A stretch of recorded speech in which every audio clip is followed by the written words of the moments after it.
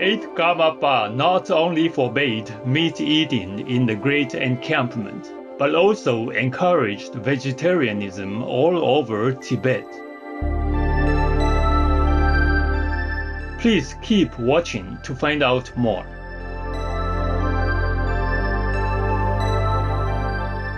Genpa Lakso means welcome in Dzongkha. Bhutanese people say this as a warm-hearted greeting to everyone they meet. I am Dorje. The pious people pray that Buddha's love and divine blessings be with you and your loved ones always.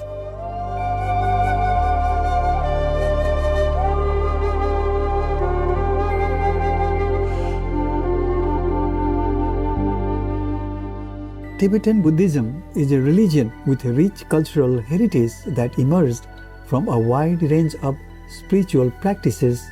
These include the complete scope of the Buddha's teachings from the Hinayana, Mahayana, and Vajrayana traditions. Different schools belonging to Tibetan Buddhism today include the Nyingma, founded by Padmasambhava, Kagyu, founded by Tilopa, Sakya, founded by Koncho Gyalpo and his son Sachen Kunga Ningpo, and Gelug, founded by Tsongkhapa Lobsang Drakpa. The teachings of Tibetan Buddhism focus on mindfulness of death and the ephemeral nature of life, leading to diligence in meditation and spiritual practice. Mandalas, prayer flags, and thangka paintings are visual reminders for practitioners on the path.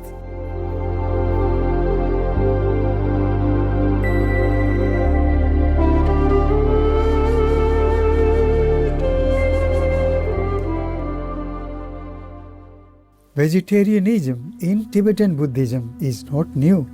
However, many people still mistakenly align vegetarianism in Tibet to modernization. In fact, numerous great ancient Tibetan Buddhist masters such as Norchi Kunga Jongpo, Dolpopa Shirab Gyaltsin, 4th Karmapa, 8th Karmapa, Patral Rinpoche advocated vegetarianism. More recent masters like Satral Sanjay Dorje Rinpoche and the 17th Karmapa also preach likewise. His Holiness, the 17th Karmapa, Ogyen Trinley Dorje, is the spiritual head of the 900-year-old Karma Kagyu lineage of Tibetan Buddhism. The title Karmapa is accorded to the one who performs the activities on behalf of the Buddha, and the Karmapa lineage itself is recognized for putting Buddhist principles into action. Galwang Karmapa has stressed the importance of preserving Tibetan culture, unity, language, and literacy, which is critical for the Dharma in Tibet. His Holiness wrote and produced several plays combining traditional Tibetan opera with modern theatre. The first play he wrote, about the life of the great Tibetan yogi Milarepa, attracted about 20,000 spectators in its debut performance in 2010 in Bodhgaya, India.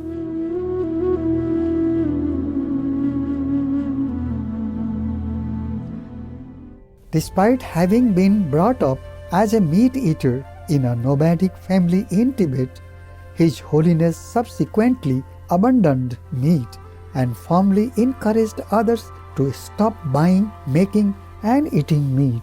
The 17th Karmapa believes strongly in compassion, loving kindness, women's rights, vegetarianism, and caring for Mother Earth as universal values. In one of his talks on vegetarianism given on January 3, 2007 at the 24th Annual Great Kagyu Monlam, Bodhgaya, India, His Holiness directed all his followers to adhere to vegetarianism. Any monastery that belongs to Kamtsang Kagyu, the monastery kitchen cannot and should not make any food with meat. And if you bring meat and cook it in the monastery kitchen, then that means that you are not taking me as your teacher. You are not belonging to Karma Kagyu, and there is nothing to discuss about that. That's finished. That is very important.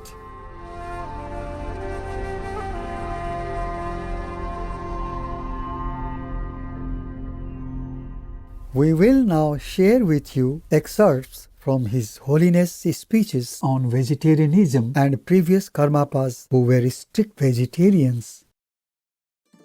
A few years ago, at one of the Kagyu Monlams, I spoke about the topic of vegetarianism, giving up eating meat. You could say it was an announcement, but it was really like making a suggestion. Since then, many years have passed, and over the years, I have heard people say various things. Some people have even said, "Oh, Ogyen Trinley Dorje says that if you don't give up eating meat, then you are not a Kagyupa." Now, it actually wasn't me who said that. It was the 8th Karmapa Mache Dorje who said that. So it wasn't my idea. And it's not like I said you better give up meat or else you are not a Kagyupa.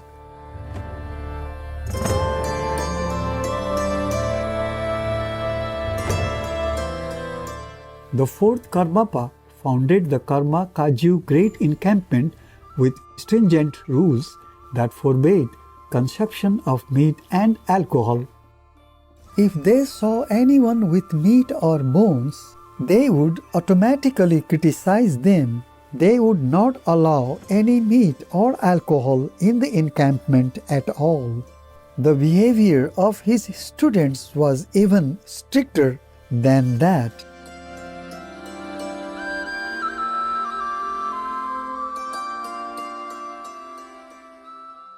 Great Encampment Rules. In general, the encampment had very strict rules on meat. They did not begin these rules during the time of the 8th Karmapa. They were ancient rules established long prior to that by previous Karmapas. How do we know this? There is a text by the 9th Karmapa Wangchuk Dorje called the Great Rule Book for the Encampment, the Ornament of the World, which says that the examples of Dujong Langpa, 5th Karmapa, Dejing Sheppa, 6th Karmapa, Thongwa Donden, and 7th Karmapa, Chodrak Gyatso are similar. In particular, they gathered only monastics around them. Those that were included in the encampment could not have any meat, not even so much as the hair of a deer, nor drink any alcohol, even as much as a tip on a blade of grass. They performed untold actions of the higher states and many customs of Sutra and Tantra and of the true traditions. Afterwards, Mache Dorje did not waver from such deeds and examples. Not only that, he also brought practitioners of these teachings into the methods of having revulsion for worldly activities and teaching debate and composition. He established new monastic communities, built statues, praised his students, and wrote treatises beyond our conception. He guided his students to have confidence in our own and the oceans of the other schools. His influence and kindness are indescribable. What this says is that during the time of Rolpa Dorje or Dujong Langpa, Dejing Sheppa, and Thongwa Denden and Chodrak Gyatso, those 4 Karmapas, there was no meat, not even the hair of a deer, and no alcohol that could fit on the tip of blade of grass were allowed in the encampment. Liberation stories on 4th Karmapa composed by his students. What clear and reliable sources do we have that these rules originated at the time of 4th Karmapa?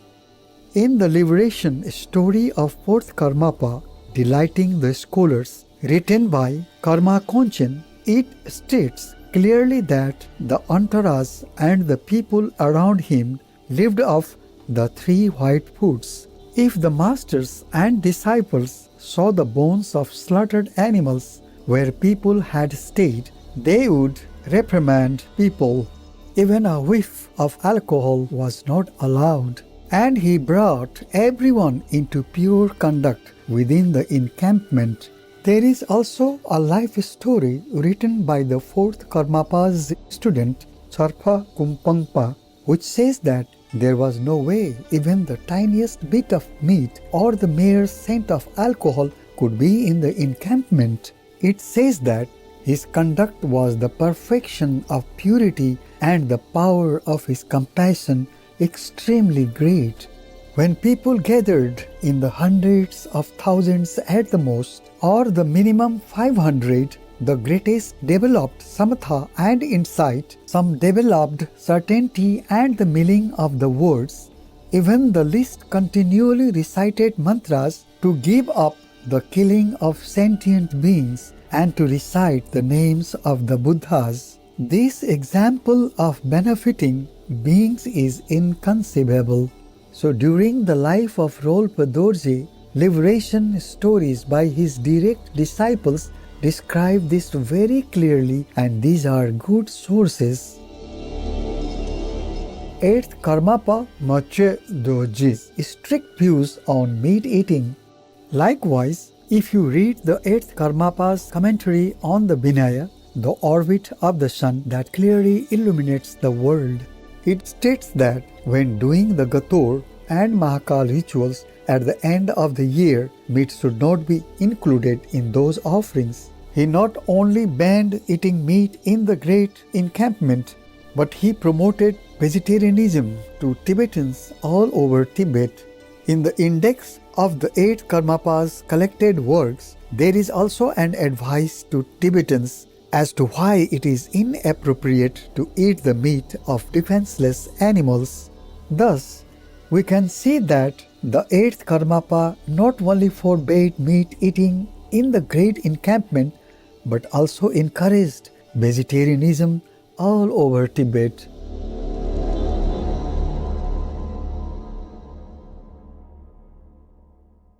But 现在西藏和尚很多吃素了，嘿，在印度也好几个团体改吃素了，跟着达赖喇嘛了，对呀，达赖喇嘛已经吃素了，大家都应该一起吃素，全西藏要吃素的，别谈了，别问了，别什么犹豫了哈，都是和尚都要全部跟着达赖喇嘛吃素，然后人民的那个信佛教全部都跟着和尚一起吃素，是对的，是吗？是，这样才说虔诚的徒弟，是吗？怎么师父吃素，然后徒弟不吃素是怎么样嘛？是啊，达赖喇嘛是最大的那个西藏的名师嘛，有没有佛在世的，如果他吃素的话，他的所有底下的和尚应该全部通通吃素，不用再谈了，是吗？然后他们底下的和尚一直说，部下的和尚了小一点位置的和尚全部吃素的，的话，那他们徒弟们应该也跟着一起吃素才对了，还要谈什么嘛？是不是？是一天到晚拜达赖喇嘛，然后他吃素，你就吃肉，是拜什么？是吗？不合道理。大宝法王30年以前就非常坚决的说，他的弟子必须吃素，不吃素就不是他弟子。对啦，佛也是这样讲你吃肉就不是我徒弟就对了，佛以前有这样说。太好了太好了。We will continue to share with you excerpts from His Holiness speeches on vegetarianism and previous Karmapas who were strict vegetarians. In the catalogue of his collected works by 5th Jamarpa Konchok Gyanlag, there is a text called A Letter to My Defenseless Mothers, primarily in the Land of Snows, How Eating Meat is Wrong. There is a text with this title, which is like an announcement that spread all over Tibet. Even though we don't currently have the text, just seeing the title shows that he widely publicized that eating meat is inappropriate and wrong.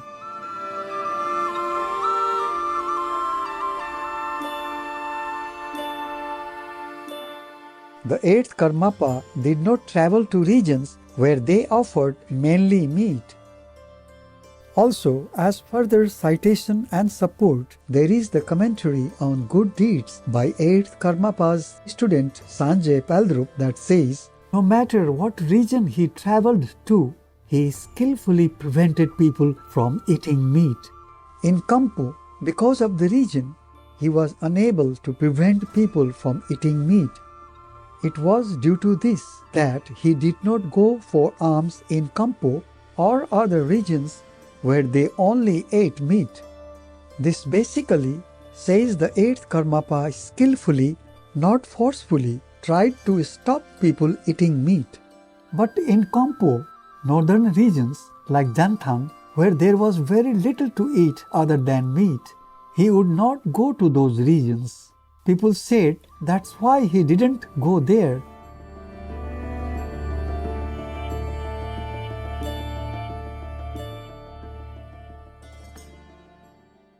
Meat forbidden from being included in Gator or Mahakal rituals. Not only that, we see this in the text the 8th Karmapa wrote himself in his great commentary on the Vinaya. It says it is forbidden to put meat in the Gator or Mahakal rituals, that people are not allowed to do this. That if they did that, you are not taking me as your teacher, and I do not think of you as my students, and you should think about that.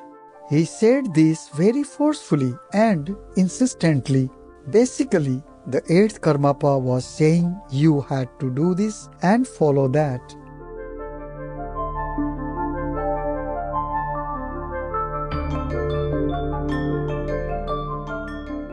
Meat is one of the 8 impure things that must be abandoned by monastics.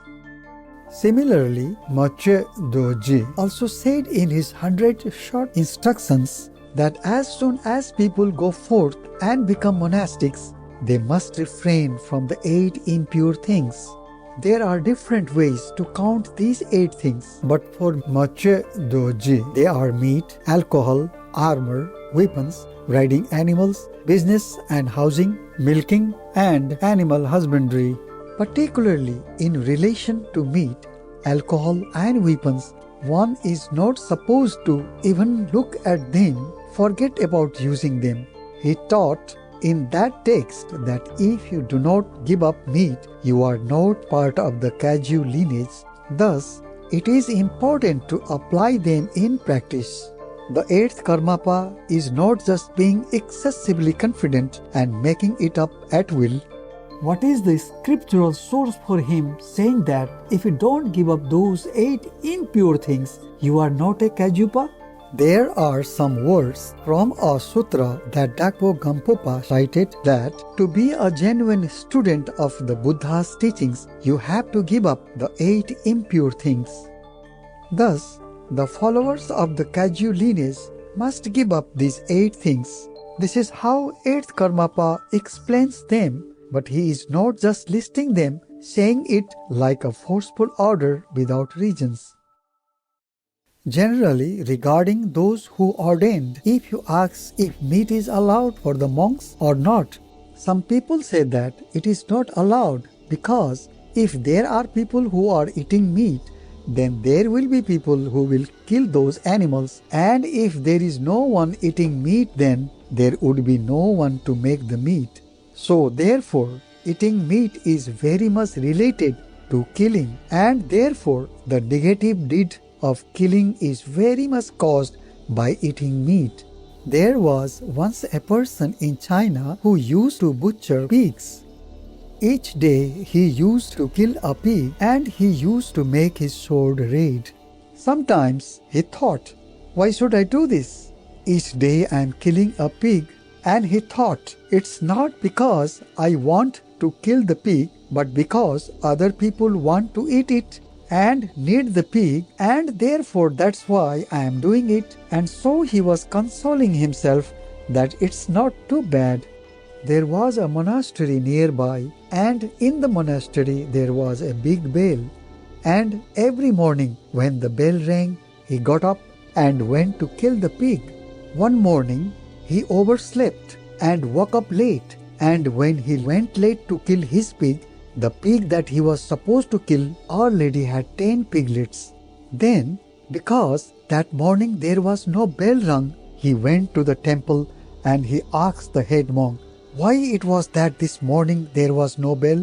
And the head monk told him that he had a dream last night, and in the dream he met 10 beings, and they came and asked the monk, "Please save 10 of us." And then the monk asked, "How do I save you, piglets?" And the piglets said, "The only thing you need to do is not to ring the bell this morning, and then you will save all of us." And then the monk said to the butcher, "Therefore I didn't ring the bell." When the butcher heard this, he was very moved and stopped killing any pigs from that time onward. Buddha said that the bodhisattvas should not eat any meat. Therefore, it has been prohibited to eat meat in the bodhisattva's way of life. We have to see every being as our own son or our own child, and therefore, when we eat meat, it is like just for our food, we are giving up the sentient beings who are supposed to be dear to us like our own child. So therefore, this way of using the meat for our food is a little bit like not only something that is prohibited or looked down upon from the bodhisattva's point of view, but is also something that is regarded as not good from the Sarvakayana point of view. 不过现在西藏和尚很多师叔了，在印度也好几个团体改师叔了，跟着达赖喇嘛了，对呀，达赖喇嘛已经师叔了，大家都应该一起师叔，全西藏要师叔的，别谈了，别问了，别什么犹豫了都是和尚都要全部跟着达赖喇嘛师叔，然后人民的那个信佛教全部都跟着和尚一起师叔是对的，是吗？是。这样才说虔诚的徒弟，是吗？怎么师父师叔，然后徒弟不师叔是怎么样嘛？是达赖喇嘛是最大的那个西藏的名师嘛，有没有佛在世的，如果他师叔的话，他的所有底下的和尚应该全部通通师叔，不用再谈了，是吗？然后他们底下的和尚，意思说部下的和尚了小一点位置的和尚全部师叔的的话，那他们徒弟们应该也跟着一起师叔才对了，还要谈什么嘛？是不是？是一天到晚拜达赖喇嘛，然后他师叔你就是肉，是拜什么？是吗？不合道理。大宝法王30年以前就非常坚决的说，他的弟子必须吃素，不吃素就不是他弟子。对了，佛也是这样讲你是肉就不是我徒弟就对了，佛以前有这样说。太好了太好了。Kind-hearted viewers, thank you for joining us for today's program on Words of Wisdom. May Buddha's light illuminate your lives and spiritual paths always. Our programs offer many languages. Please visit suprememastertv.com/schedule and suprememastertv.com/WOW.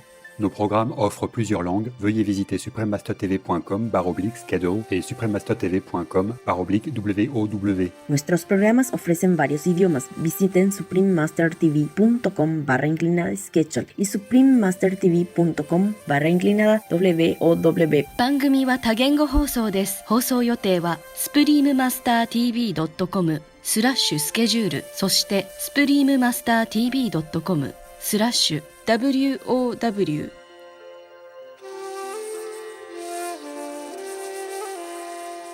Vegan, for the God's chosen